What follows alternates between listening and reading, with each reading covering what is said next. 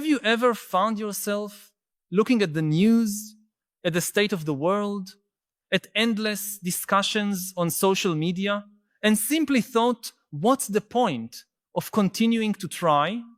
It's not exactly despair, not depression in the clinical sense. It's something more subtle and perhaps deeper.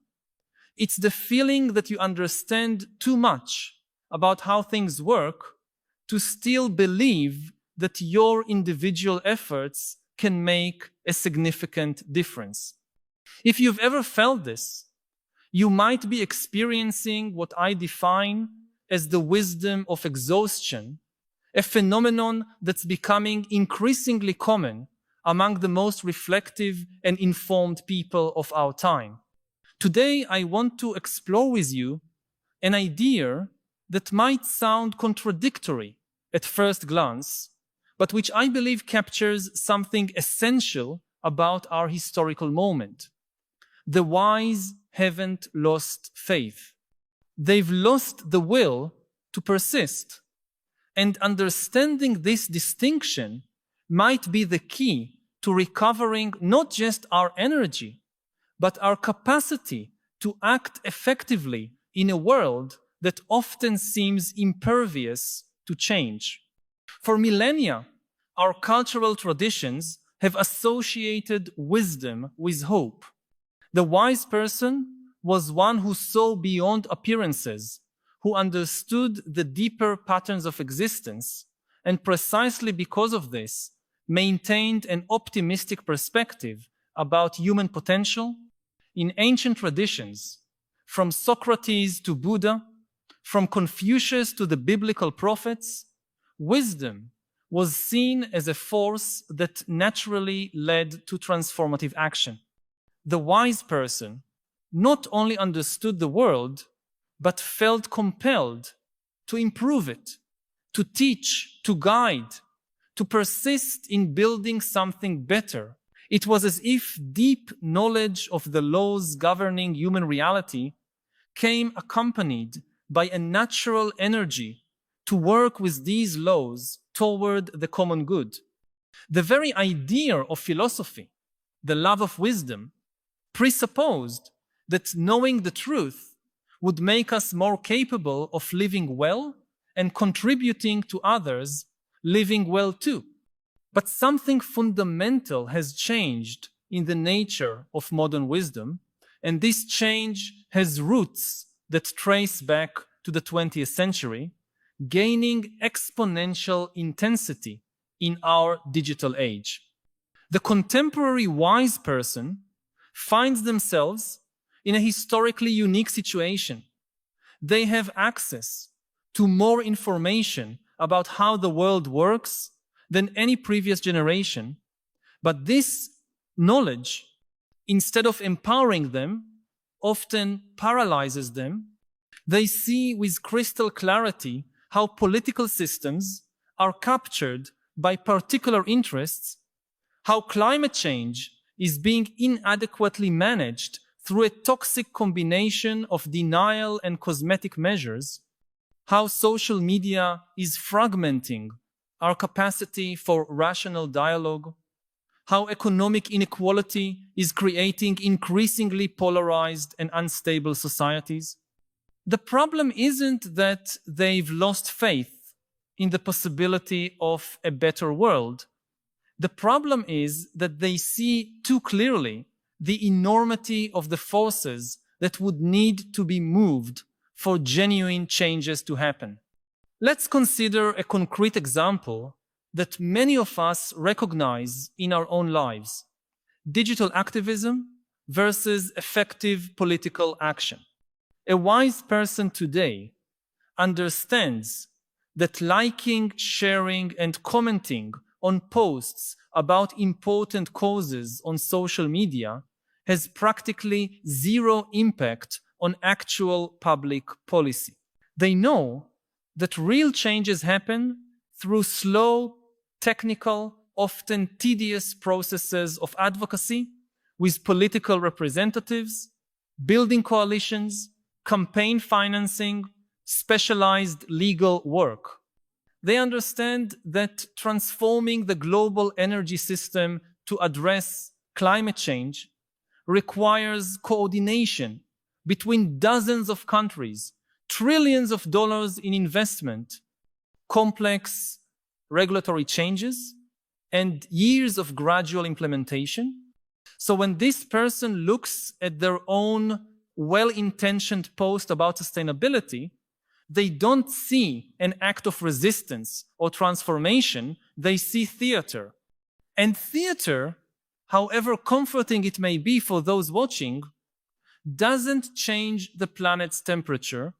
What makes this situation even more complex is that our era has created a specific cognitive trap.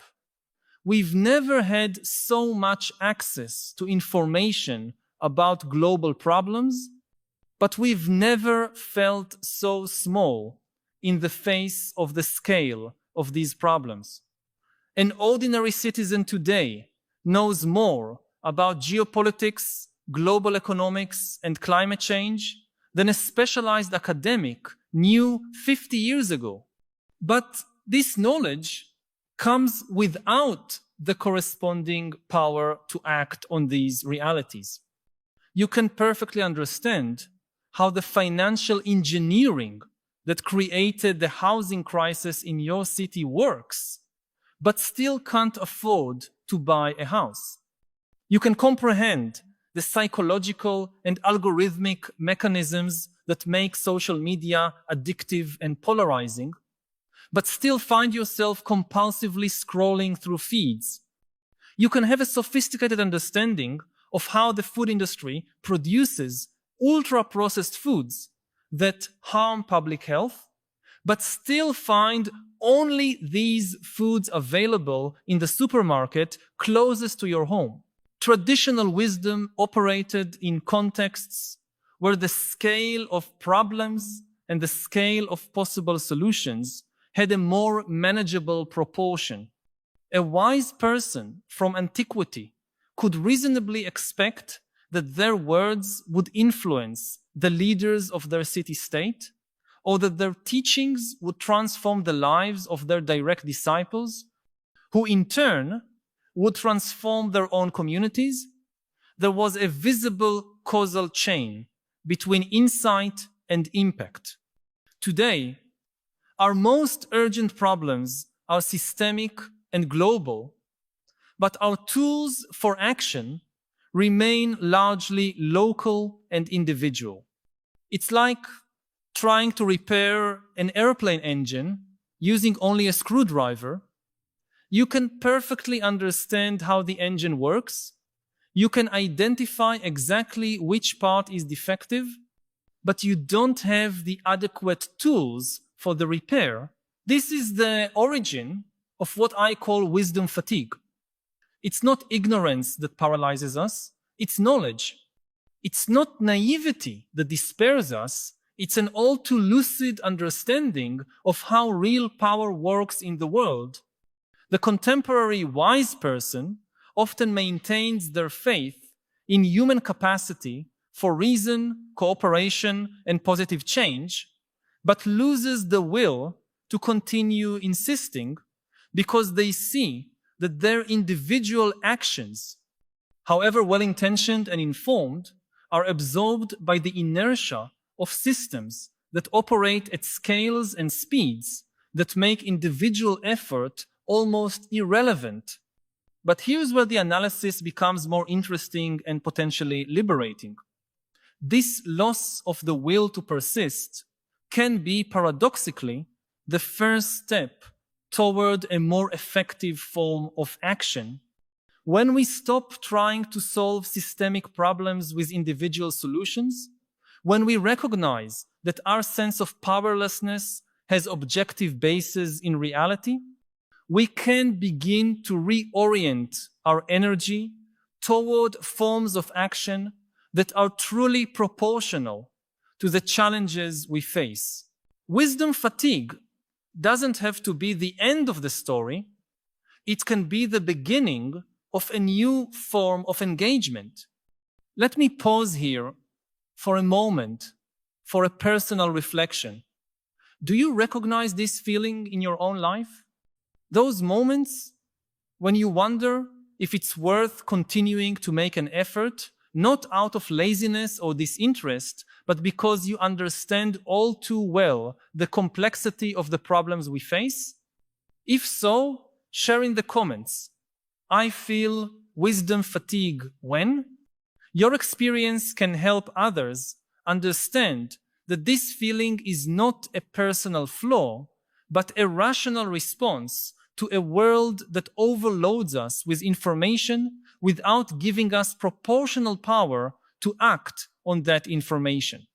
What I propose is that we begin to distinguish between two types of action: performative action and structural action. Performative action is that which makes us feel good, which signals our good intentions, which allows us to maintain our identity as engaged and conscious people, but which has limited impact on the real structures of power and change. Posting on social media, individual product boycotts, personal habit changes, presented as solutions to collective problems, are examples of performative action. I'm not saying they're completely useless, but I'm suggesting that treating them as if they were the adequate response to systemic problems is a form of self-deception that exhausts us without generating results proportional to the effort. Structural action, on the other hand, is that which works directly with the systems and institutions that effectively determine how our society functions. This includes things like real political participation beyond voting, involvement with organizations that lobby for specific legislative changes, financial support for scientific research, work within institutions to gradually change them from within, creating new institutions when existing ones prove inadequate.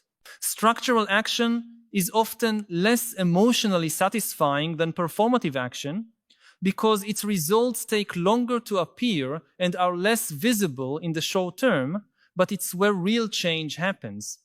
Once we understand this distinction, we can reinterpret wisdom fatigue not as a symptom of hopelessness, but as a signal that our energy is being misdirected. The wise person who has lost the will to persist in traditional forms of activism may be ready to discover more effective ways to contribute to the changes they want to see in the world. Perhaps instead of writing another indignant post about politics on social media, they could dedicate that time to researching local candidates whose proposals are technically viable for the problems they've identified. Perhaps instead of wearing themselves out in endless discussions with people who already have formed opinions, they could channel their energy toward organizations that work with applied research or public policy implementation. There's also an important temporal dimension to this discussion. Our digital culture has conditioned us to expect immediate results, instant feedback, real-time, visible changes. But the most important problems we face as a species have developed over decades or centuries, and their solution also requires a long-term perspective. The wise person who understands this can consciously choose to work on temporal scales that our culture considers irrelevant, but which are actually the only scales at which profound changes happen. Planting a tree that will only bear fruit in 20 years, supporting basic research whose applications will only be visible in the next generation, teaching children to think in ways that will only manifest when they become adults responsible for important decisions. This temporal reorientation also frees us from the need to see the results of our efforts within our own lifetime. One of the sources of wisdom fatigue is the expectation, often unconscious, that we should be able to witness the positive changes our work should generate. But if we expand our perspective to include intergenerational impact, we can find meaning in contributions whose fruits we'll never see directly. This requires a form of faith that is different from naive faith in rapid change. It's mature faith in the continuity of human processes of learning and adaptation over time. There's also a crucial collective dimension to this discussion. The isolated, wise person really doesn't have much power to change complex systems. But connected, wise people working coordinatedly on specific problems can have disproportionate impact relative to their numbers. The problem is that our individualistic culture trains us to think in terms of individual heroic action, when in fact, effective structural action is almost always collective. This means that part of the solution to wisdom fatigue may be simply finding other people who share both lucid understanding of problems and commitment to effective forms of action. Community, not just as emotional support, but as a real impact multiplier. Digital platforms, despite all their problems, have created unprecedented possibilities for forming this kind of action community. People with specialized knowledge and shared values can connect across geographical boundaries to work on specific problems. Scientists can collaborate on research. Activists can coordinate strategies. Educators can share resources. Social entrepreneurs can exchange experiences about implementing solutions. The trick is to use these tools for real coordination instead of just emotional validation or virtue signaling. But perhaps the deepest insight about wisdom fatigue is that it can lead us to a more mature form of hope. Naive hope believes that problems can be solved quickly if we just had enough political will. Mature hope recognizes that complex problems require complex solutions implemented over long periods, and that our individual role in this process is necessarily limited but not therefore insignificant. It's the difference between believing you can save the world alone and believing you can contribute meaningfully to collective long-term processes that may eventually result in a better world. This transition from naive hope to mature hope often passes through a period of disillusionment that may seem like loss of faith, but is actually a necessary recalibration of expectations. The young activist believes their march or online petition will change the political system. The mature activist understands that these actions are, at best, small pieces in much larger processes, and directs their energy toward the parts of these processes where their contribution can be most effective. This isn't cynicism, it's strategic realism. An analogy that might be useful here is thinking about the difference between an amateur musician who dreams of becoming famous instantly and a professional musician who understands that mastery requires years of deliberate practice. The amateur musician might give up when they realize they won't become a star next month. The professional musician finds satisfaction in the gradual process of improvement, in contributing to projects larger than themselves, in transmitting knowledge to the next generation.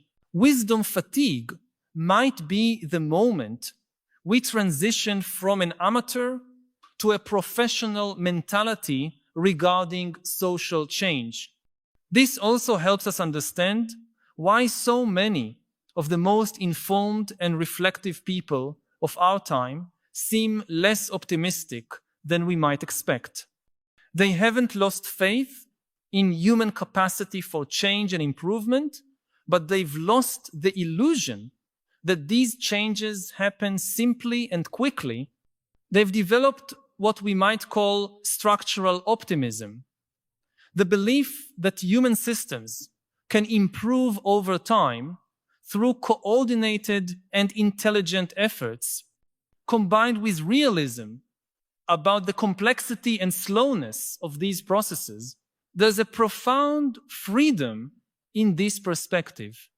When we stop trying to save the world through dramatic individual actions, when we accept that our contribution will be necessarily limited and perhaps invisible, we can paradoxically become more effective. We can choose our efforts based on rational analysis of potential impact instead of immediate emotional gratification. We can work on specific technical problems instead of trying to solve everything at once. We can collaborate with people with whom we don't agree on everything, but who share specific achievable objectives.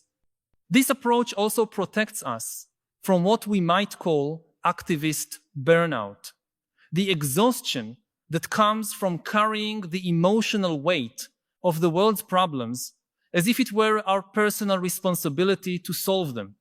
The wise person who understands the limits of their own agency can engage in meaningful work without emotionally destroying themselves in the process. They can care for their own mental and physical health as necessary resources for long-term contribution, instead of seeing them as selfish luxuries in a world that is suffering. Perhaps what we most need today is a new narrative about what it means to be a wise and engaged person in our historical moment. A narrative that honors both the complexity of the problems we face and the real limitations of our individual capacity to respond.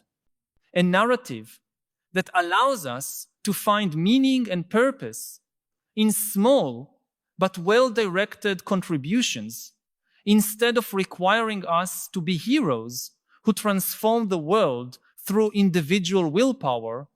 If these reflections resonate with your own experiences of trying to navigate between awareness and action in our complex world, I invite you to join a community of people who are exploring these questions with seriousness and compassion. By subscribing to the channel, you'll connect with others who share both clarity about challenges and commitment to effective forms of response. We don't offer simple answers or magic formulas, but a space for honest reflection on how to live and act with wisdom in extraordinary times. Subscribe to continue this essential conversation about how to transform fatigue into strength, understanding into action, individual wisdom into collective change.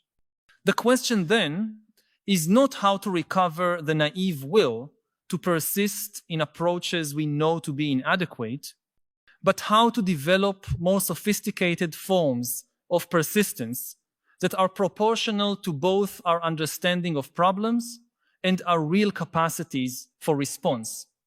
The wise don't need to recover a faith they never lost. They need to find new ways to channel that faith into actions that honor both the complexity of the world and the dignity of their own limited but significant contribution to its ongoing improvement. information isn't truth. Most information is junk. Yeah. It's Yeah. fiction and delusion and lies. And there are three reasons for it. First of all, the truth is costly, whereas fiction is cheap. You want to produce a truthful account of an economic crisis, of history, of whatever it is. You need to invest time, money, effort in doing research, analyzing. If you just write the first thing that comes to your mind, it's cheap. Secondly, the truth tends to be complicated because reality is complicated. Yes. Fiction can be as simple as you would like it to be. Yeah. You know, Jon Snow wanted to investigate what causes cholera. Not only he had to invest a lot of time and effort, but the actual process, there is these tiny microbes in the cesspool and they get into the drinking water and then they get into your body. Very complicated to understand a pandemic. If you just believe, it's witches that are casting a black magic on us, that's very simple. Very Wow. simple. Most people prefer simple stories. And the last thing, the truth tends to be painful sometimes. Not always, but often the truth about us personally or collectively is unattractive, whereas fiction can be as attractive as you'd like it to be. It's usually the people who know how to weave a story that give orders to the people who merely know the facts. Suppose we want to build an atom bomb. You need to know some facts. If you don't know that E equals mc squared, you will not be able to build an atom bomb. But to build an atom bomb, you need something else. You need millions and millions of people to cooperate. Not just the physicists, but also the miners and builders and the farmers that feed all the physicists and engineers and miners and so forth. If you just tell them the facts of physics, look, E equals mc squared, now get to it, nobody would do it. It's not inspiring. You always need to tell them some kind of fiction. And the people who invent the fictions are far more powerful than the people who know the facts of physics. When did you understand that books will have this important role that they have in your life? I began to read at a very early age. I think the first book I've read, surprisingly enough, was A History of the World for children. It's this huge, huge book full of images and paintings. I can still kind of remember now many of the images in that book about people in the Stone Age and medieval knights on crusade and things like that. And do you remember your age? I was like 4 years old.